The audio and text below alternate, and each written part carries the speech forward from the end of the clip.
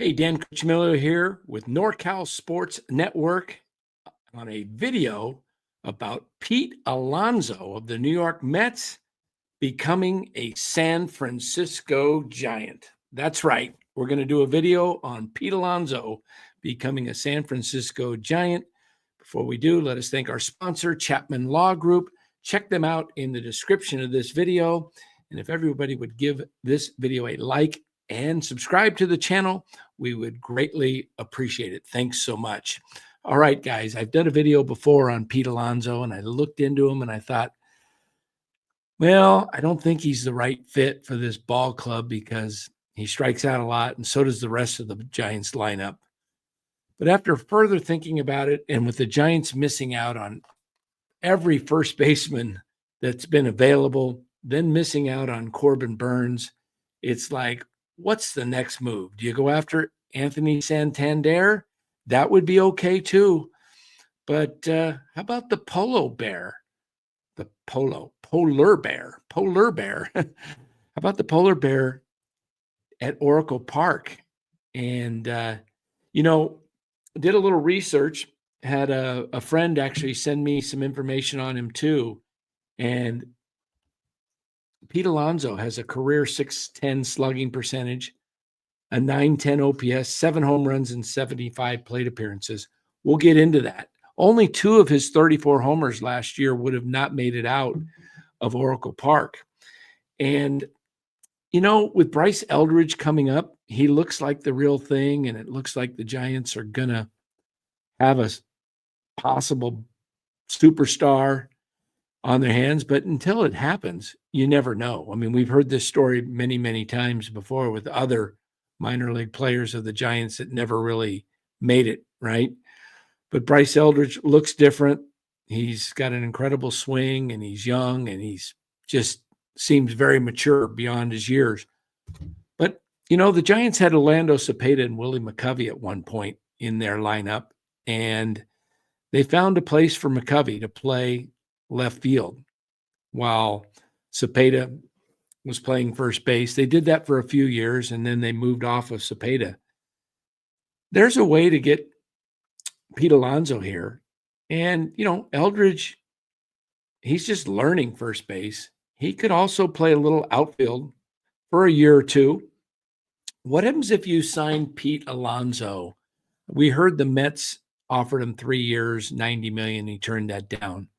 What happens if you did something like a 5-year deal with a club option for the 5th year? So Alonso would be guaranteed 4 years, let's say at 120, 30 million a year, 4 years. Might be a little steep considering Teoscar Hernandez signed for 22 million with the Dodgers and some of that deferred.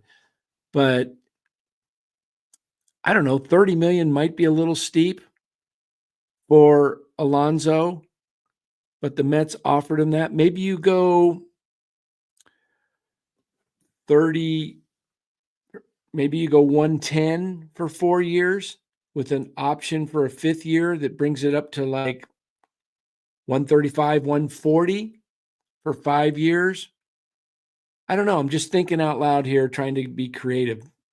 What happens if you did the 30 million a year for 4 years and had a 5th year at 30 million, but you had a club option, a buyout, 10, 15 million.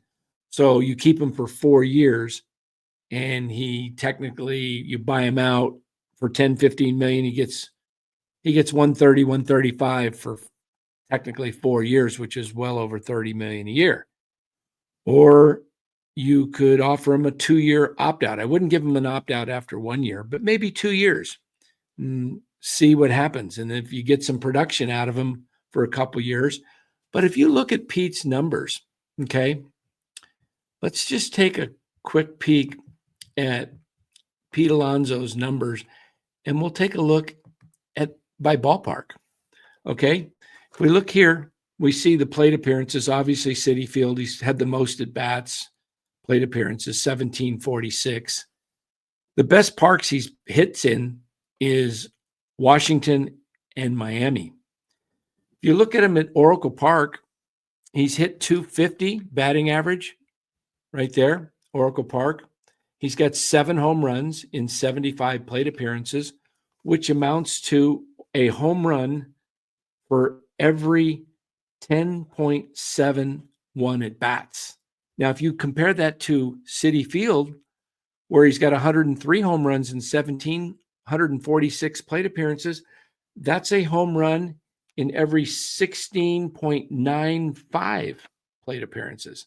So he's much better at Oracle Park. If you look at some of the other parks in the National League West in LA, he's hit 7 home runs, 80 plate appearances. That's 1 home run for every 11.42 plate appearances. In Arizona, it's 1 home run for every 16.75 plate appearances. So we see along the, and in Colorado, actually, it's 1 home run in every 11 at bats.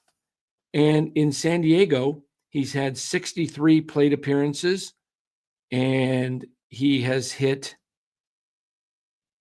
only 1 home run in San Diego.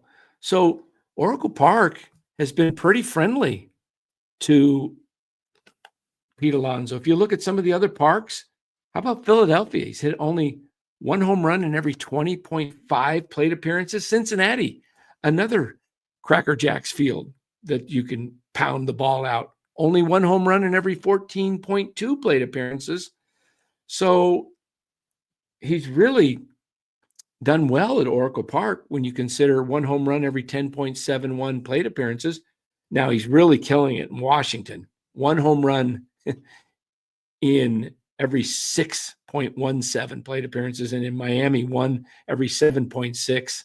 So he's really crushing it. His biggest home runs, if you look park-wise, obviously Citi Field, but in Washington, he's hit 15, 12 in Miami, 10 in Philadelphia, 8 in Wrigley, and 7 apiece in Dodger Stadium, Giants, Oracle Park, and Yankee Stadium. He's had another 7. So I think Pete Alonso could be a good fit if.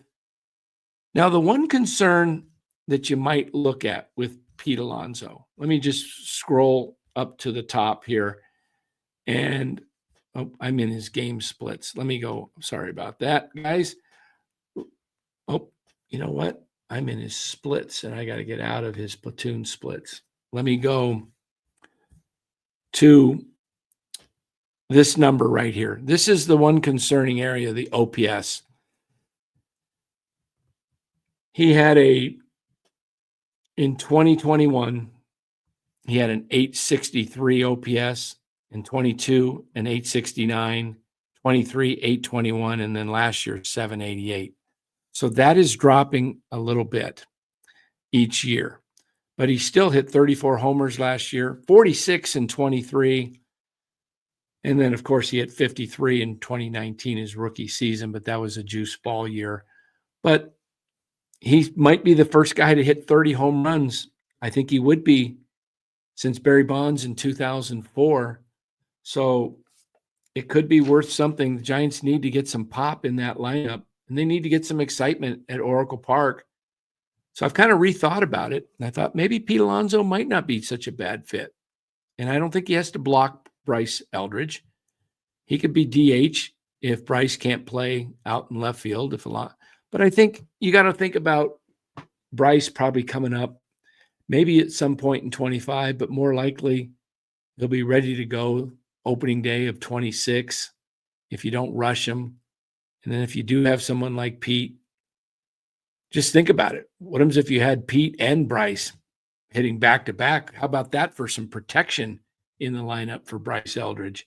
So the Giants need some sluggers, and I would not be opposed to going in on Pete Alonso. So tell me what you think about that. Do you guys like the idea of Pete Alonso? I mean, I think he'd look a lot better in orange and black than blue and orange, right? Let's bring in Pete Alonso to the San Francisco Giants. Tell me what you think in the comments below, everybody. We try to, respond to as many comments as possible in the comment section. So let us know what you think. Pete Alonso to the Giants. Hey, if there's a video you want us to do on, let us know in the comments as well. Tell us you'd like to see us do a video on something, maybe another ball player, different subject matter. Appreciate you watching this, guys. And as always, thanks so much for watching NorCal Sports Network, and like and subscribe if you would. And we'll catch you on the next video. Take care.